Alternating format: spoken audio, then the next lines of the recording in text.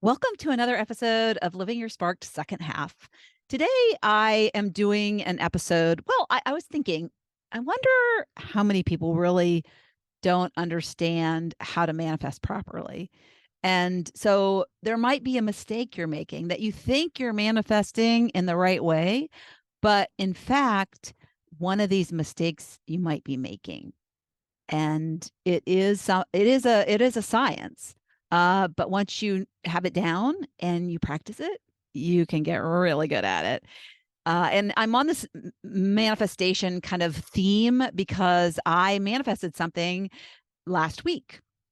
And I shared it on episode, well, it was a couple weeks ago, but on episode 316, how to manifest the seemingly impossible is the name of the episode. If you want to go back after listening to this to listen to that, because it shows a simple way that I manifested, and I manifest it pretty quickly.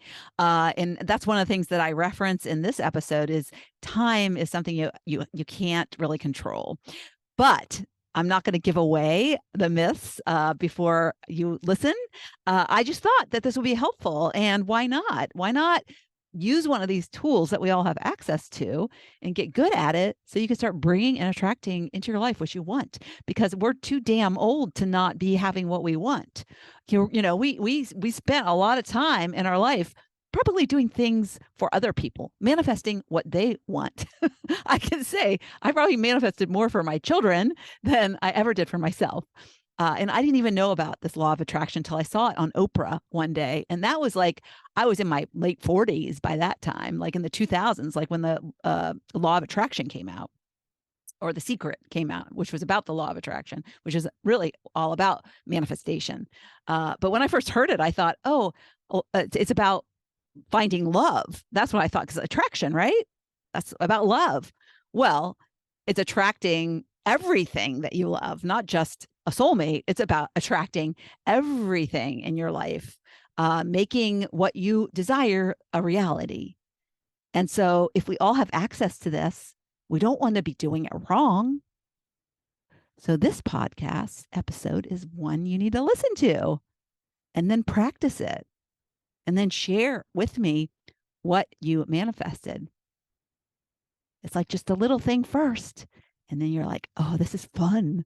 I'm going to do more of this, and then make them bigger and bigger. And you can do it. We all can do this.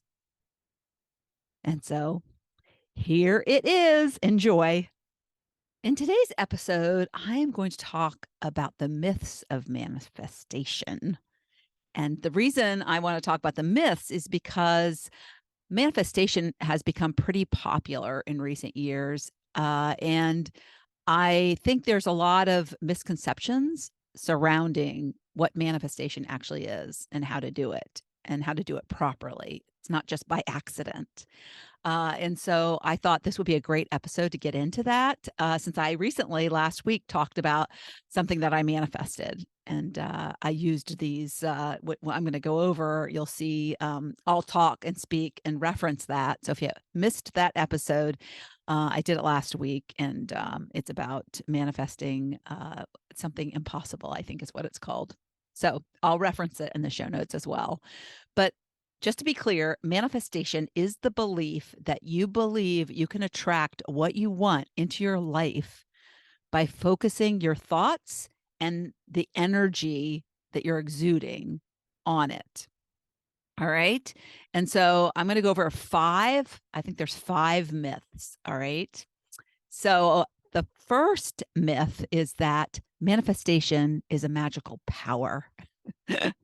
And while it does feel magical sometimes, it's actually a combination of 3 important things: mindset, intention, and action. So you have to take intentional action around that thing that you want to bring into your life. You can't just sit and twiddle your thumbs and wish for things to happen. I talk about, and I did an episode recently about intention and things we do. Sometimes we manifest things by accident without even really thinking, but that's where our thoughts are. So that's where the mindset plays into it. But we have to do things with an intention that is based on a purpose. So a lot of intention is on purpose, but for purpose. So we really want to know what that thing is and have a clear picture of what that thing is. And that's where the intention is. Number two, the second myth is that manifestation is a quick fix. So that's number two. And it is often like, we're like, oh, I'll just manifest something to fix my problems or to fix that thing I don't want in my life. However, manifesting your true desires, your future takes time and effort. It's not a one-time event. You have to be patient.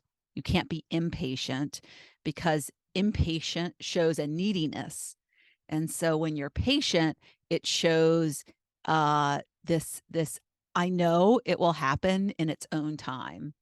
So but it does require the efforting is that it takes continued daily repetition of making sure your thoughts are on that future which you want to manifest and attract.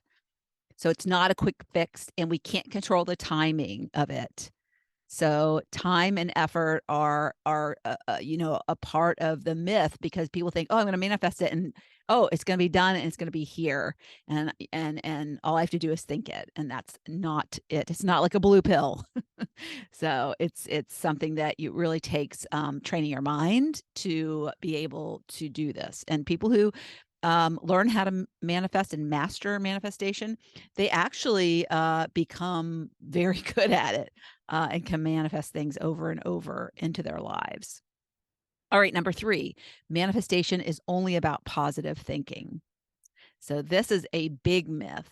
So while positive thinking is a key aspect of manifestation, it's not the only one. You need to align your thoughts, feelings, the feels, and your actions with your desires to manifest those desires into reality.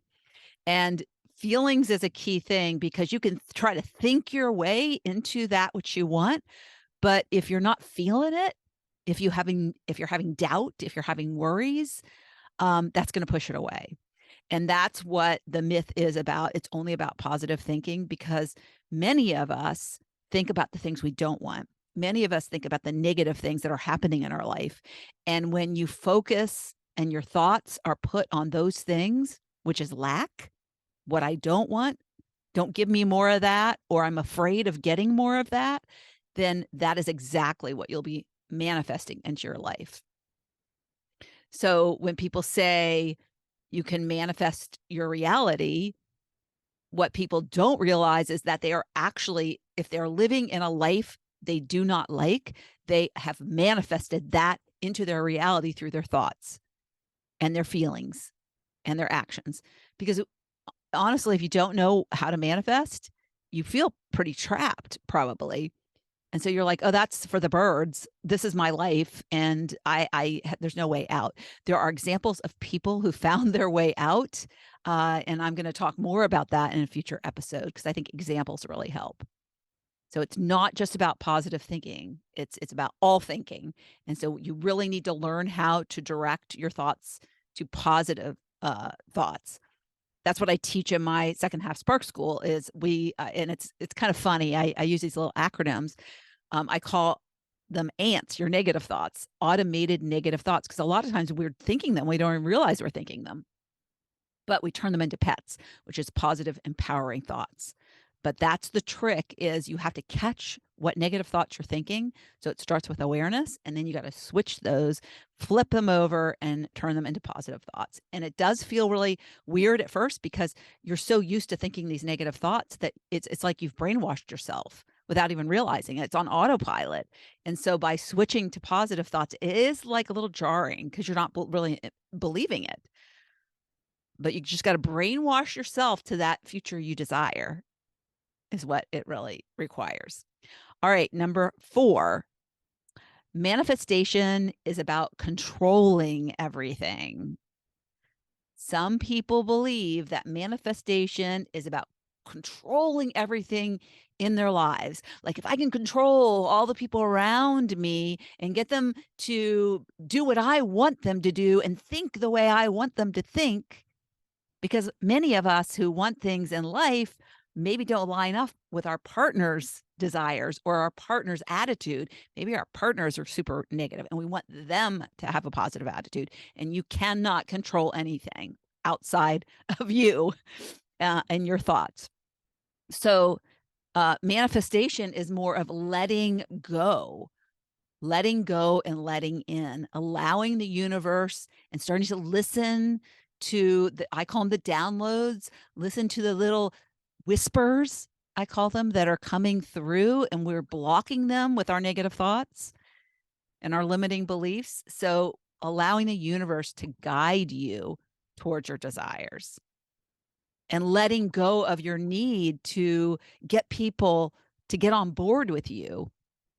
And what my students find when they start to use these positive, empowering thoughts in their life is that it's so interesting. People around them start to behave in a different way. When you start to behave differently, it's that feeling thing that I said in myth 3. You have to have the feelings that generate this energy in you of belief and faith and a knowing. That's the letting go, the knowing that it's going to come to you. And what happens then is that energy affects other people. It like bounces off them. And that's what feels magical. And what happens is then people start to get on board, or you attract the right people into your life, because maybe these people that you're trying to control are wrong people in your life, and they can't be a part of that manifestation of the life you want. And that's a scary thought, right? But you have to let go to let in that which you desire. And that's what's hard. It's not about control. It's about letting go of that illusion of control. And then lastly, number 5, manifestation only works for certain people. That is not true. Anyone, you included, can manifest their desires, regardless of their background, their circumstances, the people in their lives, the parents they had, the money that's in the bank. Manifestation is about tapping into this inner power that we all have. It's not just some people have this power and others. It's just that some people are more connected to that power. They've mastered that power, or they innately are aware of it. They don't block it with, they don't have the limiting beliefs. Some people are just, their whole life and how they operate is based on negativity and negative beliefs. And some of that is not directed at other people. It's directed at themselves, their own inner critic. And so you have to recognize that you have this inner power, you can tap into it, and you can create the life you want. So overall, manifestation is a very powerful tool, which we all have in our toolbox as humans, but we just don't know how to use it. Some of us don't even realize it's in the toolbox. It's in the bottom. You got to rummage around in there and get it out. And then you're like looking at it like, what the heck? How do I use this? And those are the 5 myths. And in knowing those myths, you kind of know what you need to do. But again, it's mindset, intention, and action. You got to get your mind thinking positive thoughts. You got to know what that is that you want, that what intention for purpose. What is the purpose for? What will it bring into your life that you desire, and be clear on that. And then take action towards it. Even if you don't know what it is and you're getting some download that is like nutso, it just doesn't sound crazy. I've heard crazy stories of people like having this download of going to some weird place, and then they go and then it leads them to the next thing, or gives them an idea, or introduces them to the person they need to be introduced to. So by understanding these myths and misconceptions about manifestation, you have a clear and realistic perspective about what it is you need to do, how to use this tool. And then you've got to practice it and use it to get really good at it. That's why I tell my students, start with little things, fun things, little fun exercises. But again, you have to give it time and you have to put in the effort to continue to believe and desire. Don't give up on the desire, because that means you don't believe in it anymore, right? Can't forget it. Some people say, oh, they manifested it, but they totally forgot it. Well, maybe that does happen, but I would say somewhere deeper inside of that person, they had this really strong belief that it would happen.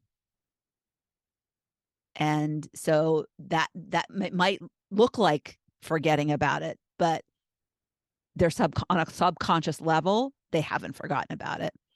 So you need to start with thinking about it, ingraining it, and believing it on a conscious level. Allow it to absorb subconsciously. So those are the 5 myths. I hope this gave you some ideas, and think about what you want to manifest into your life, and then listen back to these myths and know you need to do how I was saying, the opposite, or get rid of that misconception and do what is needed to be done to use this tool correctly. Thanks, and I'll be back at the end of the week for more on manifestation with specific examples. Thank you so much for tuning into the Living Your Sparked Second Half podcast. If you'd like to watch my guest interviews, you can find the video version of this podcast on my Not Your Average Grandma YouTube channel. Also, you can check out what I have going on at the moment by going to my website at notyouraverage.grandma.com, or find me on Instagram or Facebook at notyouraverage.grandma. If you like this episode, please mention it to a friend, and don't forget to leave a review so I know the topics you like best and can bring you more of that content in upcoming episodes. Last but not least, remember to always listen to that inner voice that will never steer you wrong, and make living from the most sparked place possible your biggest priority. When we do that, we make the world a better place.